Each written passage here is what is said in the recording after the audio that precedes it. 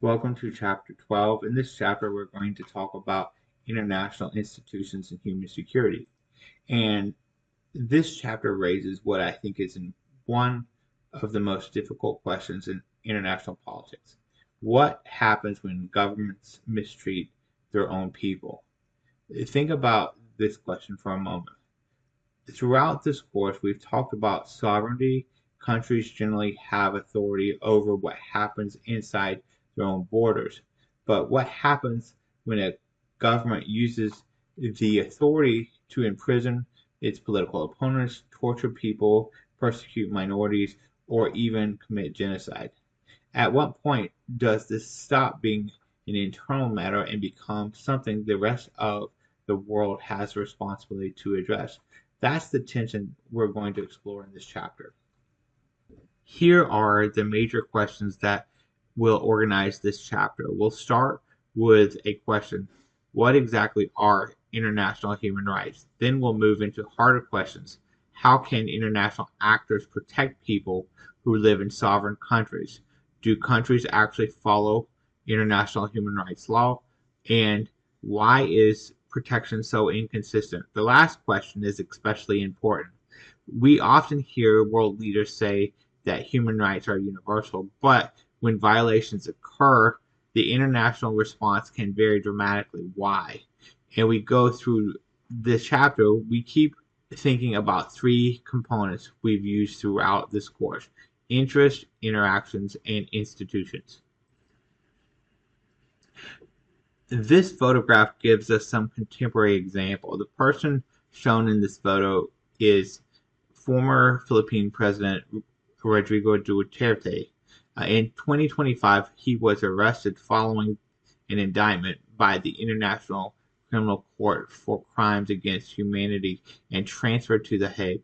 Think about how remarkable that is. A former president is accused of abusing people inside his own country, yet international institutions claim authority to hold him personally accountable. 100 years ago, that idea would have been extraordinarily difficult to imagine. So even though we're going to spend quite a bit of time talking about the weaknesses of international human rights laws, don't lose sight of how much the basic idea has changed. Today, we are largely taken for granted the idea that governments can be judged by how they treat their own citizens. So where does this idea come from? Much of our modern conception of human rights comes from the Western philosophical tradition. John Locke argued that individuals possess natural rights simply because they are human beings. Governments don't give you these rights, you possess them independently of the government. That sounds familiar to Americans because Locke's ideas heavily influenced the American Revolution. But here's where international politics gets interesting. Western approach generally put individuals at the center. Individual liberty and freedom are extremely important. Not every society has historically viewed rights in the exact same way. Some traditions emphasize the family, community, social order, or stability more heavily than individual autonomy. So here's a question worth considering: can a right truly be universal if different societies disagree about what that right means? That's going to be an important issue throughout this chapter. After World War II, these philosophical ideas increasingly became part of international law. The atrocities of World War II, and especially the Holocaust, created tremendous pressure to establish international standards for how human beings should be treated. The major starting point was the Universal Declaration of Human Rights, or UDHR, which was adopted in 1948. Eventually, two major binding agreements followed. The first is the International Covenant on Civil and Political Rights, or the ICCPR. Think about rights such as life, liberty, and freedom of thought and freedom of religion. The second is the International Covenant on Economic, Social, and Cultural Rights, or the ICESCR. This agreement focuses more heavily on things such as education, work, and economic and social well-being. Together with the UDHR, these form what often are called the International Bill of Rights. Notice that aren't dealing with one single conception. Political freedoms and economic and social rights developed along somewhat different paths. Here's a table from the textbook on UN human rights agreements. Don't try to memorize every treaty on these two slides. Instead, I want you to notice the patterns. Look at the dates. Before World War II, there was no comprehensive international code of human rights comparable to what we have today. Then look at what happens after 1948. We get the Universal Declaration of Human Rights, then the Genocide Convention, then agreements dealing with refugees, racial discrimination, civil and political rights, economic and social rights, discrimination against women, torture, children's rights, migrant workers, persons with disabilities, and enforced disappearances. In other words, the international human rights regime expands dramatically. This is important because international institutions don't always begin with powerful enforcement mechanisms. Sometimes change begins by establishing a norm. The international communities increasingly say that these are behaviors that governments should not engage in. The harder question is whether governments actually listen. We'll come back to that. The Universal Declaration of Human Rights illustrates another challenge. Countries may agree that something is a human right while disagreeing about what that means in practice. Education is a good example. The UDHR says everyone has a right to education and that elementary education should be free. That's an important statement, but declaring a right doesn't automatically create schools, teachers, roads, tax revenue, or government capacity needed to provide it. That gives us an important distinction.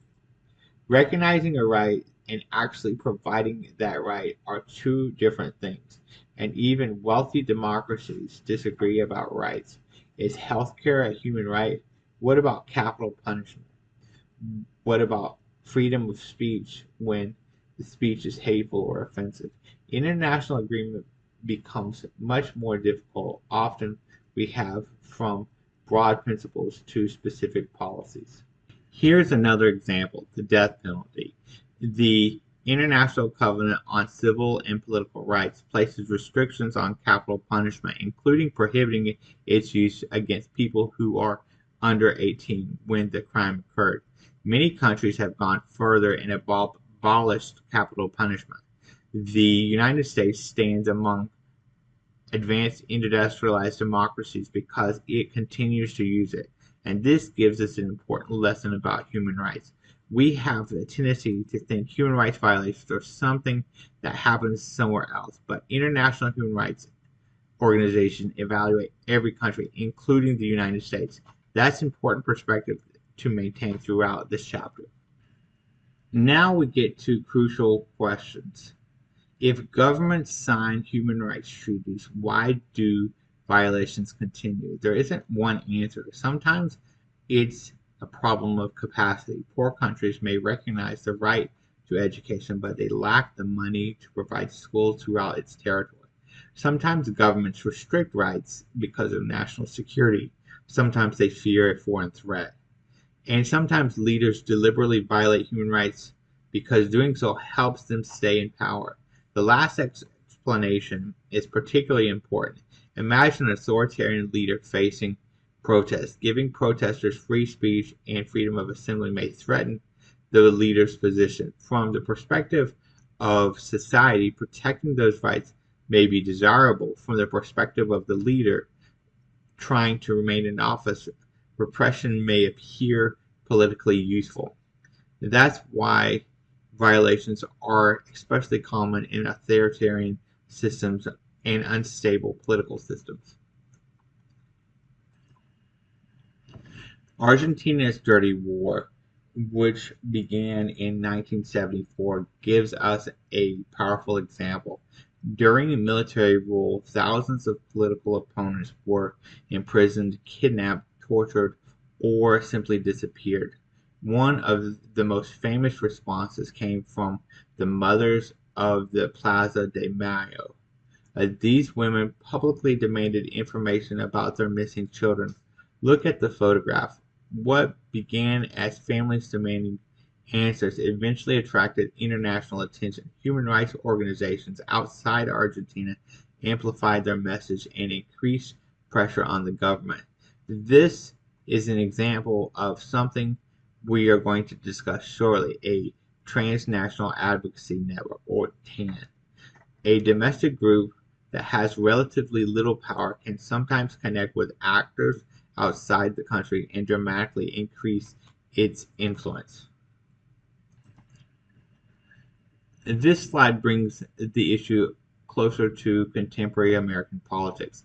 Governments frequently justify restrictions on individual rights by pointing to security threats. The example here involves the Trump administration's 2025 deportation of immigrants to El Salvador's terrorism confinement center. Whatever your political views are, I want you to analyze this using the framework from the chapter rather than simply reacting politically. Governments often frame policies as necessary for security. Critics may frame the same policy as a violation of human rights or due process. This creates a recurring dilemma in human security.